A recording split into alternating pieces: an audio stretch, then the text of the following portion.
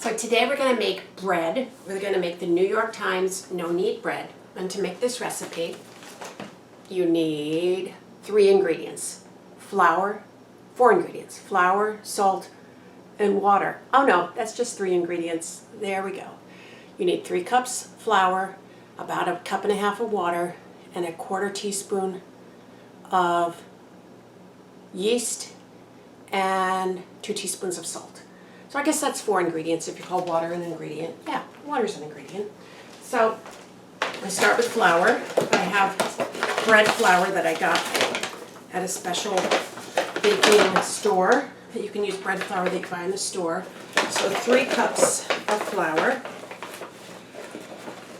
Flour in. 1. I always use a combination of whole wheat and regular flour. So I got some King Arthur whole wheat flour here, which I'm going to, use about 1/2 cup of that, and then top it off with regular bread flour. Put it in my bowl.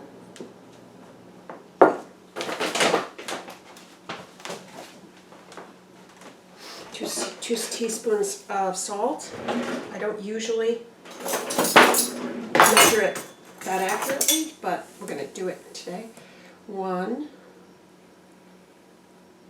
2, and yeast. This is a jar of yeast. You can also use a packet of yeast, like this. But I have a jar of yeast. It's almost gone, and it's only 1/4 teaspoon of yeast. So it's like a tiny amount of yeast. There you go. Put it all together.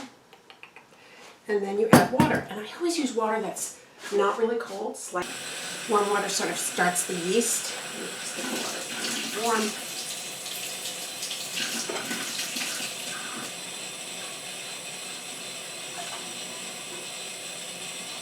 Just water that just isn't icy cold. So you pour the water in, and then you mix it up.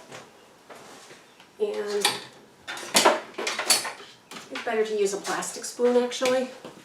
The dough sort of sticks to, just kind of mix it up, see?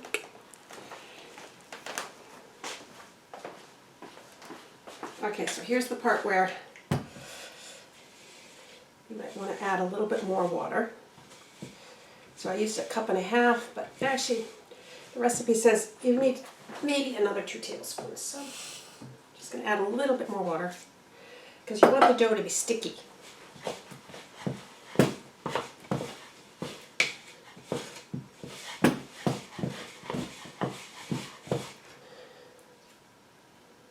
There. Maybe a couple more drops of water.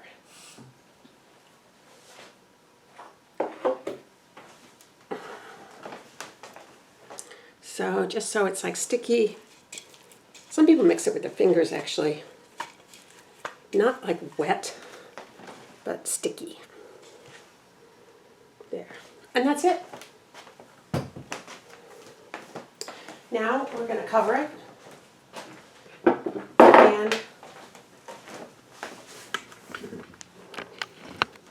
let it rise. Okay?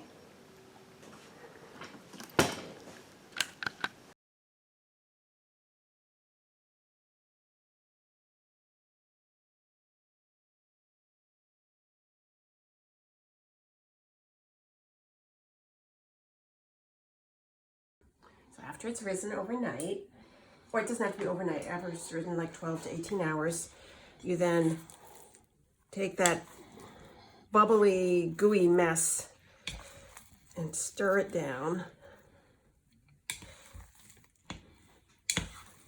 Get a lot of it, basically getting a lot of the bubbles out of there.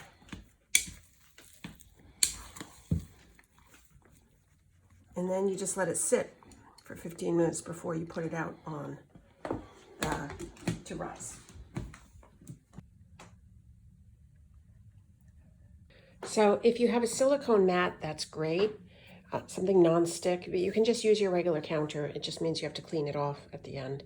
But put a little flour down on your surface like that. Okay, so the buzzer has just rung, and now I'm gonna take the dough and I'm just gonna put it out on the counter, right on top of the flour, like that.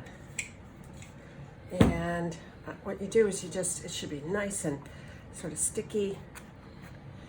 I'm just gonna fold it over a couple times, press it down, and make a nice ball. So I kind of go like that. Make sure it's get it coated with flour.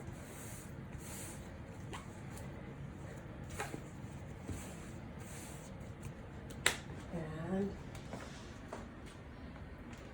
put a cloth over it. And now we're gonna set the timer for 1.5 hours. Okay. So you need to use a pot with a cover on it that's oven safe when you bake this kind of bread. This is a good pot right here. I also like this old-fashioned Dutch oven. But what's gonna happen is when the buzzer rings, you preheat the oven to 450. Okay, then you put the pot in the cold oven. So you're basically preheating the pot. Okay. Meanwhile, the bread is rising. There it is. Getting nice and round and flat. So the pot is going to preheat for 30 minutes. But let's pretend we don't have a pad we can lift up. We're just gonna lift it up with our fingers. It's probably gonna stick to the counter a little bit. You wanna sort of flip it over. Sometimes I've used a plate instead of one of these mats when it's not available, and a plate with flour on it works okay. Oh, so I'm gonna take the whole thing and flip it into the Towel. The towel, okay?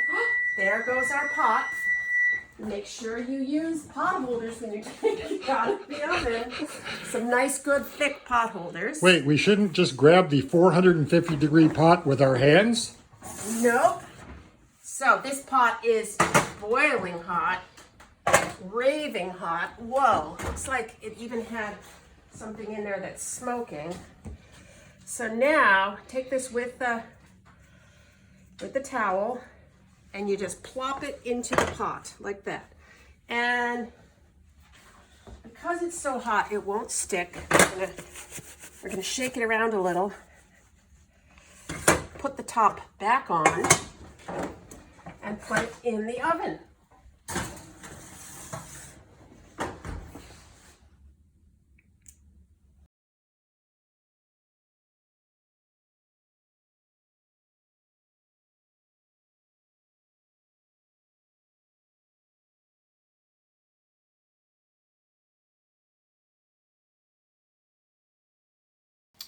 Oops, sorry, I was on the phone when the timer went off for the 30 minutes, but the 30-minute mark means you take the lids off the pots and then you reset the timer for an additional 15 minutes.